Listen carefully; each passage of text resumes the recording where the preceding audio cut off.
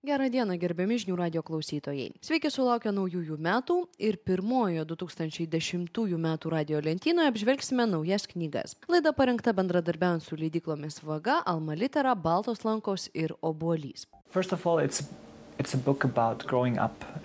We have a protagonist. Visų pirma, tai knyga apie brendimą. Čia rasite pagrindinį herojų, kurio vardas Aleksandras. Jam, kaip jis pats sako, yra tarp 8 ir 14 metų. Jo amžius priklauso nuo situacijos. Veiksmas vyksta Bosnijoje ir Hercegovinoje 1991-aisiais.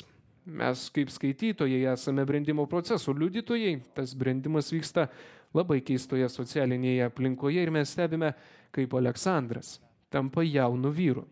Šios augimo aplinkybės išskirtinės. Griūva Jugoslavija ir tai 1992-95 virsta pilietiniu karu. Taigi mes stebime Aleksandrą bręstantį esant šioms aplinkybėms, atvykstantį į Vokietiją ir po 10 metų vėl grįžtantį atgal pažiūrėti, kas nutiko jo atminčiai, šaliai, namams. Taip pat tai yra knyga apie istorijų pasakojimą. Aleksandras turi puikią dovaną. Jis yra labai geras pasakotojas. Jis eina į tas vietas, kuriuose tikėtina, kad kas nors gali įvykti tam, kad išsaugotų tai kaip savo gyvenimo dalį ir galėtų papasakoti kitiems. Šią dovaną jis paveldėjo iš savo senelio, kuris buvo aistringas socialistas, komunistas, tikėjo Marksu. Tai taip pat knyga apie tai, ką pasakojimos istorijos gali pakeisti ir ko ne. Kokie klausimai gali būti užduoti ir atsakyti, ką menas gali, o ko ne. Taip pat ši knyga apie meilę, nes Aleksandras, vykstant pilietiniam karui, įsimyli merginą vardu Asija. Jis ją sutinka tada, kai miestas yra apgultas serbų armijos. Ir jis ją praranda. Išvažiavęs su šeima į Vokietiją, Aleksandras įrašo laiškus apie Vokietiją, apie tai, kaip labai jos pasiilgo.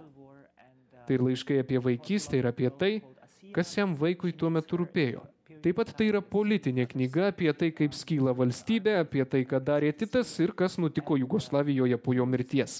Tai papasakota ne iš istorinės ar politinės perspektyvos, o lakią vaizduotę turinčio ir komunizmu tikėjusio vaiko lūpomis. Mes regime, kaip nacionalizmas mažais žingsneliais ateina į šeimą, į visuomenę, į didžiąją politiką. Tai taip pat knyga apie netektį. Aleksandras netenka beveik visko. Jis netenka ne tik namų, bet ir visko, kuo anksčiau šventai tikėjo. Kai jis grįžta atgal, jau būdamas suaugęs, turi susidurti su tuo, kuo tapo jo šalis. Jis kalbasi su žmonėmis, eina į savo vaikystės vietas ir bando rasti jungtį tarp savo vaikystės ir suaugusio žmogaus gyvenimo. Tai labai sunku, nes šalis pasikeitė itin smarkiai. Viskas šioje knygoje sudėliota mozaikos principu. Skirtingos perspektyvos, vaidmenys, skirtingi žmonės su savo monologais.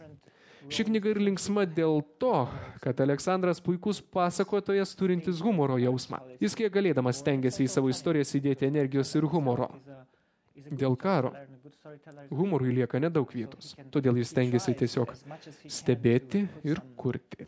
Put some energy in humor to tell the stories, but as soon as the war is there is little place left for humor, so he's trying just to observe and to create. Taip Saša Stanišičius pasakojo apie savo romaną Kaip kareivis gramofoną taisė. Knygą išleido leidykla Vaga, iš vokiečių kalbos vertė Viktorija Labuckienė. Pats autorius gimė 1978-aisiais Bosnijoje ir Hercegovinoje, o sulaukęs 14 atvyko į Heidelbergą. Taigi romane nemažai autobiografiškumo. Tiek Sašos, tiek knygos herojaus Aleksandro tėvas serbas, mama bosnė. Abu gimė Višegrade ir abu emigravo į Vokietiją. Tai pirmasis šio autoriaus romanas. Jis yra pelnęs nemažai apdovanojimų ir stipendijų. Kaip kareivis gramofoną taisė buvo nominuotas geriausios vokiškos knygos rinkimuose. Per pilietinį karą Bosnijoje ir Hercegovinoje žuvo 150-200 tūkstančių žmonių. Namų neteko kone 2 milijonai. Liudytojo pasakojimai romane Kaip kareivis gramofoną taisė. Autorius Saša Stanišičius, leidykla Vaga. Tai tiek norėjau jums šiandien papasakoti. Iki kito karto.